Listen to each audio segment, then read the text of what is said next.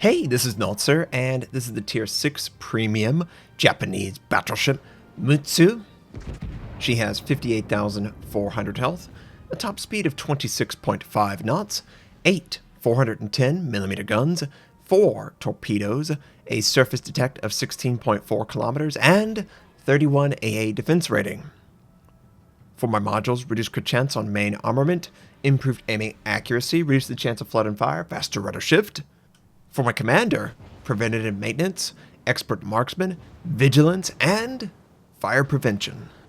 We are on the map New Dawn, and this is a brand new premium that's going to be released very soon by Wargaming, and it's known as the Mutsu, obviously. What's the Mutsu? It's basically a Tier 6 Nagato. It has 410mm guns at Tier 6, the largest in the game tier for tier. The Warspite used to have the largest at Tier 6, and obviously when this comes out, it's not. People love the Warspite. Why do they love the Warspite? It has terrible turret traverse.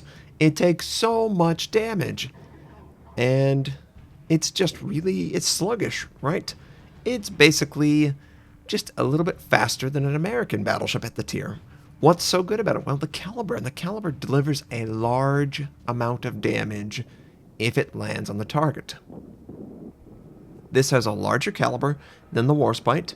Its turrets traverse much faster, and some people are like, oh, much faster. I got this puppy down to 45 seconds. I can get the Warspite down to 56 or 58. It's pretty bad. You notice how bad it is. Now, the Warspite can turn way better. So that sort of works against the turret traverse of the Warspite. But the Warspite takes a lot of damage, obviously.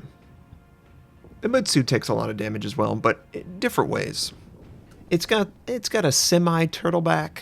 It will get citadeled, but it's not going to be so destructive at long range. If you look at the Germans, they're really all in on a close engagement. The plunging fire is really devastating to a German.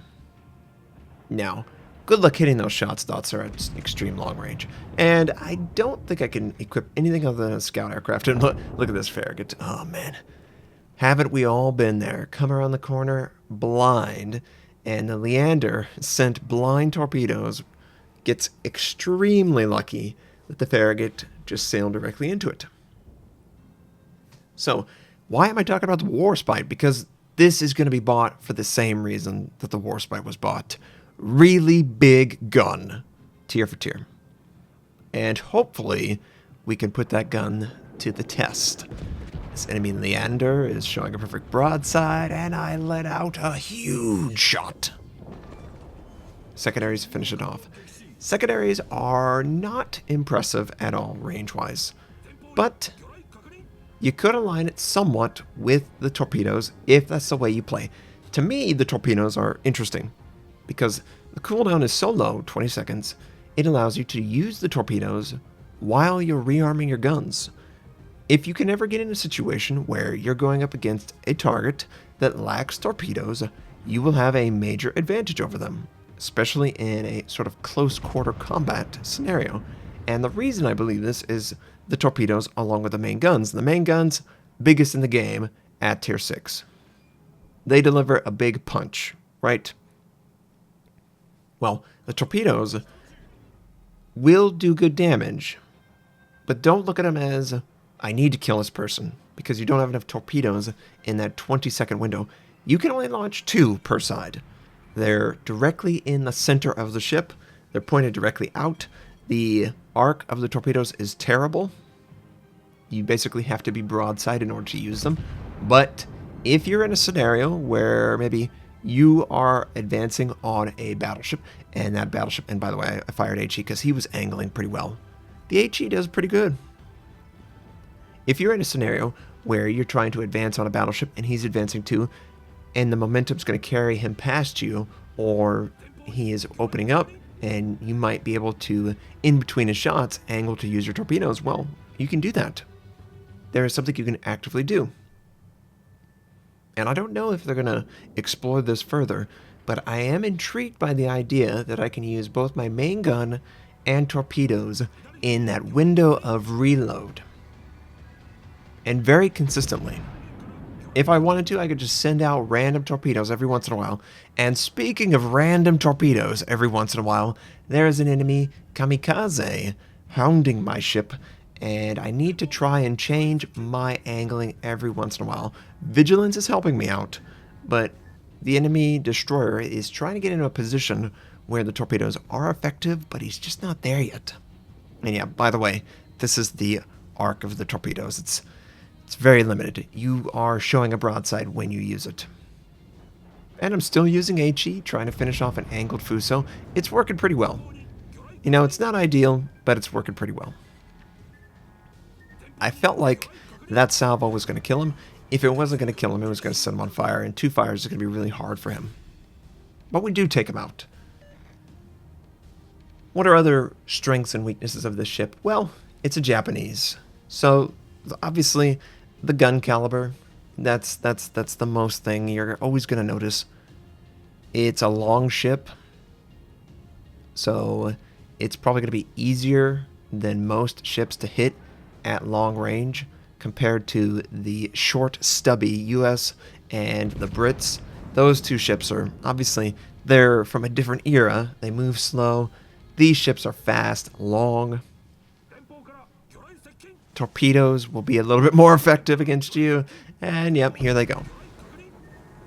And woo, we took a lot of damage, but we rushed through to avoid a 3rd torpedo. I, of course, used my damage control, and I heal.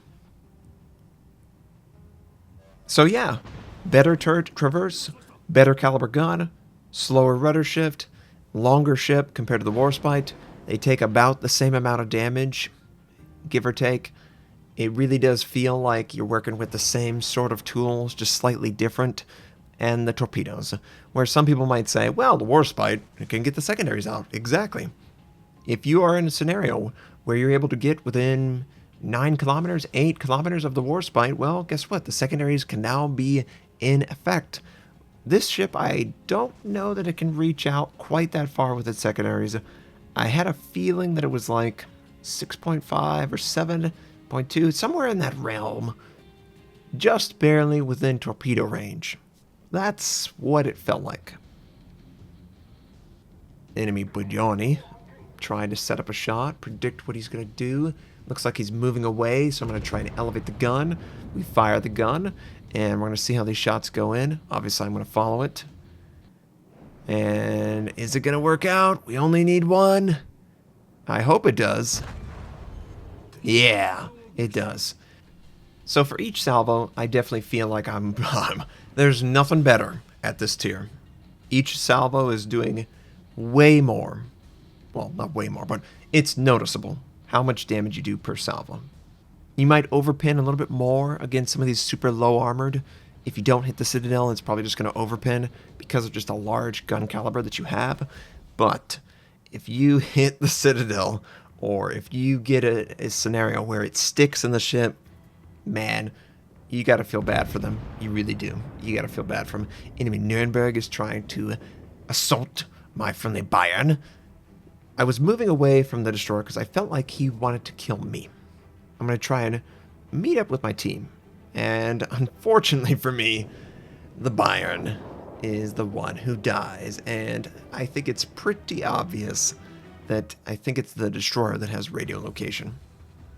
Just based on how close he was to that target, the Bayern was clearly detected by it.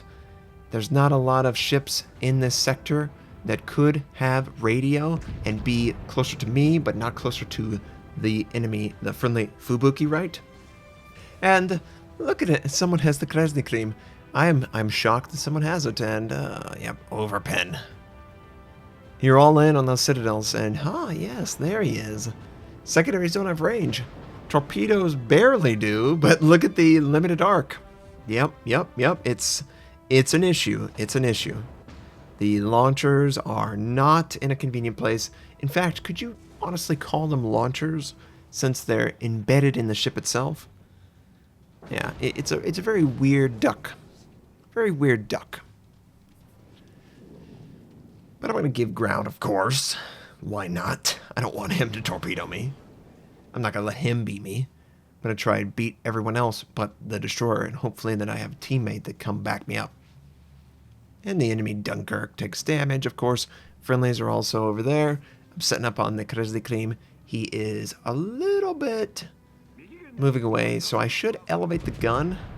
Is that? Okay, friendly torpedoes, of course. Every time you look at torpedoes, you're like, are they meant for me?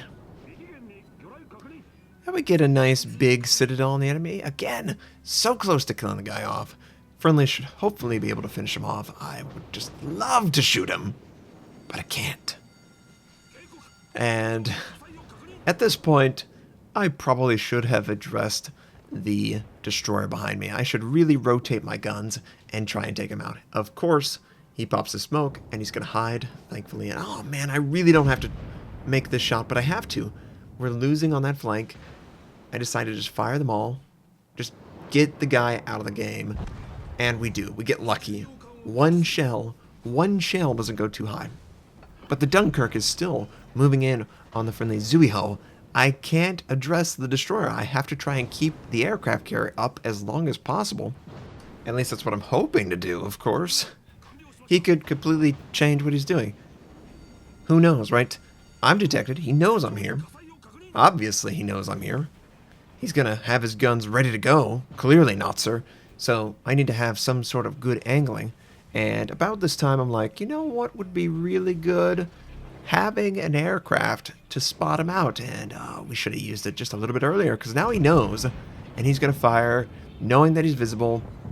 And he does way too much damage to us. Probably at least one citadel. I mean, it was a lot of damage. We take him out, of course, but I just should have had better angling against him. I should have used my aircraft sooner to have that information, and I should have set up with the understanding that I was going to just have to get a couple chip damage to him. We gave up too much damage to the enemy, and I'm probably just going to burn down. Yeah, I'm taken out. Friendly Fubuki is addressing the enemy Kamikaze R, but he is too close! You're not going to be able to win this! And he's stationary too. Oh, no. At least he kills him, but he dies for that. So you can guess we lose this game. I'm going to move on to the next game, where you're going to see a little bit more use of the torpedoes because the enemy's going to be close enough for me to do that. This game is on the map Trident, and we are again in the Tier 6 Premium Mutsu.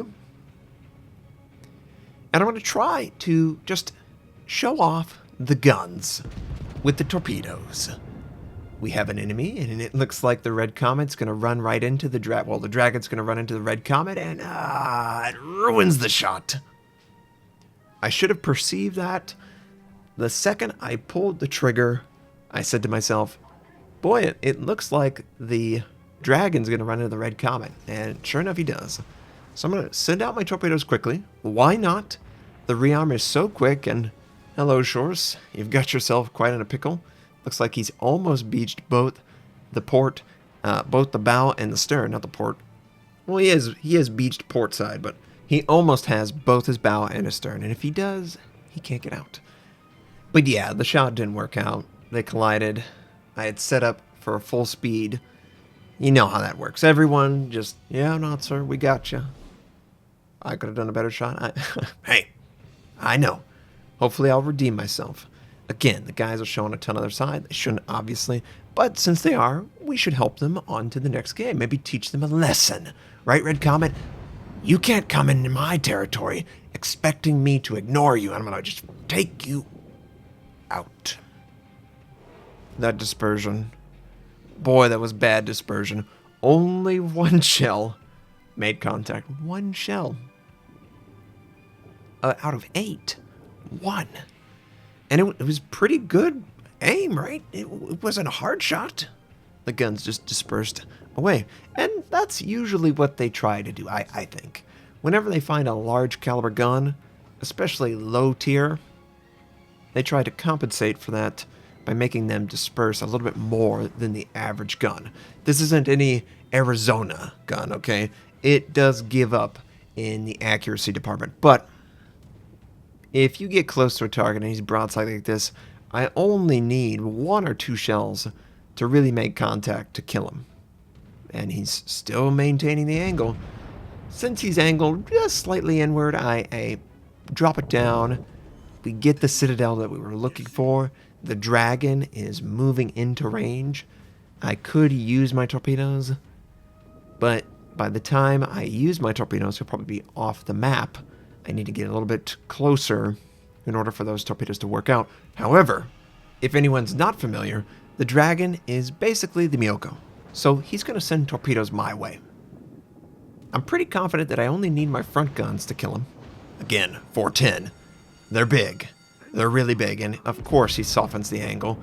Oh, this looks good. Oh, it looks good. Oh, how lucky was I on that dispersion? Did you see the two pairing that looked like it went directly to the enemy citadel? And then we had a third shot, finish them off. Perfect, perfect. Look at the torpedo bombers just flying by. Can't even knock them out. There's no hope of taking them out with the terrible, terrible AA protection. And I don't know if it's me, the weekend. I always feel like there's more aircraft carriers at mid-tier than there ever could possibly be at high tier. So somewhat surprising is I deal with aircraft carriers a lot in mid-tier. Having AA that's okay or isn't ideal. Not for me. Because I'm Notser, and you can guess it. I've even read this, okay? Tangent. Obviously, we're going to fire on these guys, but I have been reading World of Warships forum, and I'm sneaky, okay? I like to read what you guys say about me or anyone else that I recognize, and someone was like, if I'm in my aircraft carrier and I see that there is a community contributor like iChase or Notser or Flamu or Earl Grey or anyone else like that, I actively go from. See, right there, proof, in text format. Actively going after the community contributors. And you go, oh, no, Notser, you're crazy. I would go after me, because I know this is a good player. He makes his games public. I think I led the guy a little bit too much. I underestimated how slow the American battleships really are. You go up to high tier, nothing's 20 knots. But you come back down, and every single American is a slow bugger. But the teammates, they finish him off. The enemy has a 2-base-to-1 advantage. It's not a terrible thing, but look at the way our team is deployed. It's not as ideal as I would like. A lot of enemy is completely black, dark, no information whatsoever on them. But we do see an enemy Koenig, so I'm going to engage it with my guns. And I'm going to try and angle to address the Koenig. And the Koenig does pretty good damage against us, honestly. And I have to pull back. But if I pull back, that torpedo bomber is going to probably come directly towards me, right? I would come towards me. It's just, you can't put a fighter. You can't use a fighter on this thing. But if I could take out the Ranger, well, then he's not going to go for me. In fact, he'll be dead. So, like all battleships, I'm eyeing the prize, get a ton of citadels and just take him out. If I citadel him, I only need about 3 or 4, and he's gone. Completely. So we fire him. The dive bombers take absolutely no losses whatsoever. See, absolutely no kills whatsoever with aircraft. I'm really relying on others for AA protection. It just, I can't I'm not, we get it, but just look at these guys. They free fly over me, and I just have to deal with it. Can't do anything about it. I'm just trying to avoid taking dive bomber damage. Thankfully, the torpedo bomber has no interest in me whatsoever. The enemy is pushing up on the eastern flank, and I want to try and address it. Someone needs to address this. I'm just so shocked that people act like, oh no, there's not 5 or 6 ships over here trying to push the flank. Not my problem. Not my problem. I gotta go after the one battleship. 3 guys going after the one battleship. It's so prevalent, not in this game, in every game. 14,000 is pretty good though on the Shawnost, right? Yeah. You do a lot of damage with these guns. There's no denying you do a lot of damage with these guns. If they hit the target, they hit the target. They hit that target for a lot. I'm going to just try and angle away. Angling's not too bad. It doesn't feel like... Honestly, the Warspite feels like it always takes damage. This does not feel exactly like the Warspite. This feels like you're punished for the same reasons you're punished in every other Japanese battleship. You show too much of your side, you're going to take a lot of damage. But if you have good angling, it's pretty low in the water, comparatively to some others, and it has pretty good turret placement. Everything's placed pretty well. And again, we're on fire again. Of course, of course. I was going to fire at the Shanos. He was angled. I decided to fire at the enemy Nagato. Maybe he would open up. The cruisers that I wanted were behind the island. I just couldn't engage them. I'm just trying to give ground to this massive enemy battleship formation. Scharnhorst, Fuso, and the Nagato. That's scary. And the Scharnhorst looks to be... I think he's actually trying to address the battleship that's just north of him. North of me, sorry. You can see his guns sort of pointed off to the western side of the camera. And I'm just going to try. Maybe he's distracted. Maybe I can get a little bit more broadside damage. 4 overpin. 4 overpin. It's real. Oh, Shiratsuyu. Interesting. Well, can't send the torpedoes. The angle's too harsh. Secondaries aren't in range. It's a mess, right? It's a mess. Oh, by the way, so that first game, I had advanced firing training. This game is the build that I described when I was coming into the game. So yes, 4.2 is the base. Oh man, Nagato. Please, don't move, Nagato. Don't you dare move. Please just let me Citadel you. Please, go to the bottom, go to the bottom. 13,000, not bad. Not bad. If we could have gotten a Citadel, though, it would have been better. So greedy, Notser, so greedy. At least the team can now address these guys as I'm addressing them.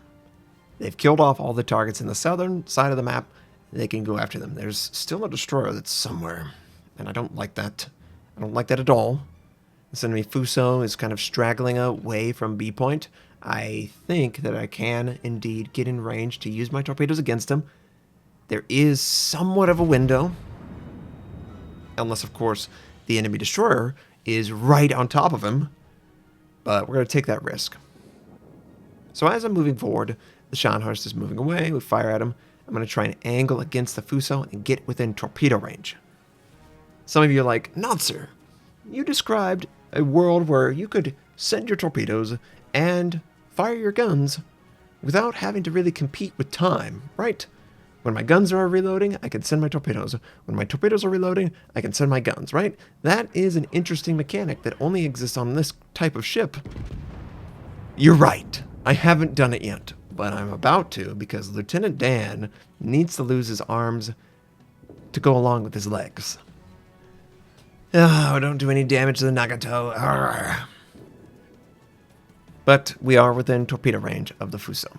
And we can indeed address the Fuso, he is honestly going to take some torpedoes. So we're basically splayed wide open in order to send these torpedoes.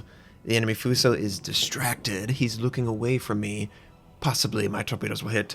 Most people don't even know you have torpedoes. I'm going to be completely honest with you right here. Most people have no idea what this ship is. It looks like a Nagato. It seems to play like a Nagato, but they definitely underestimate that you have torpedoes. And I think this Fuso has done the exact same thing. But we do hit both of our torpedoes. They don't cause a flood, but they're back up. This is what I was talking about. When you're in a scenario where the enemy does not have torpedoes, you can wait. Oh, we're going to take a big shot. We're going to take a big shot, but we're going to send him to the bottom with our torpedoes. I don't even need to fire my guns. He's dead. But man, in order to use the torpedoes, you're just so wide open, right? So wide open. It's just so dangerous. You almost have to have the torpedo indicator always on your map. Oh, that was just That was just such a kill secure moment. But you almost have to have the indicator so you can see exactly how far you need to go to angle, fire, and then angle back. Enemy queued off is on this flank, and boy can he kill me. I have to pull back. I'm going to set up my guns on the starboard side. Hopefully, of course, first shot, he sets me on fire. Hopefully he doesn't hit me again. I want to citadel him. I want to send him to the bottom. Not with torpedoes. No, that's done. No more torpedoes. And this is the thing that I always find myself going at. Was it worth the torpedoes? Well, it did 20,000 to him, but he was basically getting me set up for the kid off to kill me. I just need to try and kill the kid off, or at least trade a lot of damage with him. I am going to die. There is no question I am going to die. And of course, the dispersion. Man, I needed that shot to hit. I needed it so bad. We use the front guns. Please take them out, or we're probably dead. Friendly hits a big citadel. Not enough, though. Not enough. So what do I think about this ship? Well, both games I was extremely successful. However, both games I fell for the same trap. I basically opened myself up too much to the enemy, and they were able to punish. The torpedoes feel like they're a trap at times, but at other times they're great. So for me, the 410 is absolutely the reason you get this ship. Largest gun caliber, better turret traverse than the Warspite. If you like the Warspite for those same reasons, big gun, you get this ship. You just do. But the torpedoes, however they are useful in an engagement where you don't have a target that has torpedoes, you still have to show so much of your side that you really have to be very aggressive to angle back quickly. And I'm just not good enough, or I didn't recognize it enough. I've only played this ship probably 5 or 10 times. You play it, you get used to it, obviously. But it is a very, very apparent weakness of the ship. And the friendly, is he going to get it on the nose? It's going to be close. Kid off. He's trying to stop. Kid off. Is he going to? He doesn't. Wow. Just barely hits him with the torpedo. He saves his butt. And I was talking some smack to the aircraft carrier because he's backing up into the kid off. The kid off could easily kill him, possibly even get in range to use his torpedoes. Unfortunately for the kid off, it didn't work out that way. The enemy destroyer is still not detected, and it looks like we're going to be able to might win this game. The enemy aircraft carrier, oh, of course, he takes out a target. 3 minutes? Can the aircraft carrier stay alive for 3 minutes? I don't know. But the Mutsu, great guns. Wish they were more accurate, but I understand 410 is a large caliber, 4th tier. It has the same sort of armor profile as I would expect from any other Japanese. If you have good angling, you should be able to take a lot of damage. However, if you try and use your torpedoes, because it's a part of the ship, Notser, I need to use it. You need to remember to angle back very aggressively in order to avoid the return shot. And you can't compete with other torpedo launchers. They will just kill you. The torpedoes are not the ender on the ship. They're more like a secondary source of damage. Not the primary, and not the finisher. Just pure DPS at that point. Okay? But it's a pretty interesting ship. I mean, I would prefer ships like this versus ships that are like the Prince Eugen. I always go back to the Prince Eugen because it was a huge failure from the standpoint it's not unique. There's no reason for me to play the Prince Eugen over the Hipper. There's no reason to play the Hipper over the Prince Eugen. I have two ships that are identical to each other, basically. I would rather this exist with torpedoes versus the Nagato. They could have just stuck a Nagato at tier 6 and made its AA protection terrible, maybe its turret traverse horrible, the dispersion worse than the Nagato, but oh, it's a Nagato at tier 6. They could have done that, but they added the torpedo system, and I appreciate that. So, am I going to buy it? I don't know. I don't know. The Japanese are very limited on their premium battleships.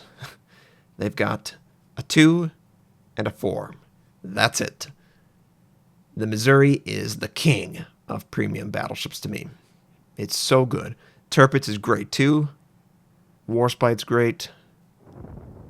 The Arizona, great. I wish I was better in the Dunkirk.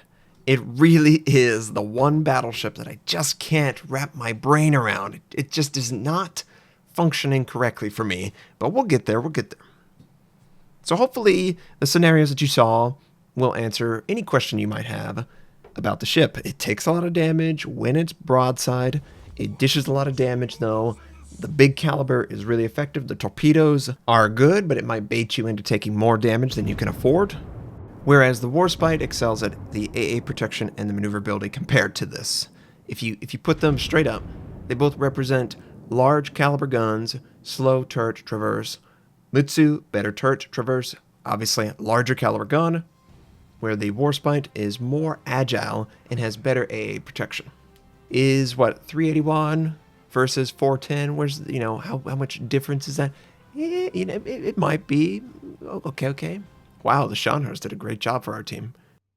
There were 3 or 4 salvos in both games where I really thought I killed them outright. Barely alive, but it was still awesome to see that kind of damage. I hope you enjoyed this. I hope you have a fantastic day, and I'll catch you next time.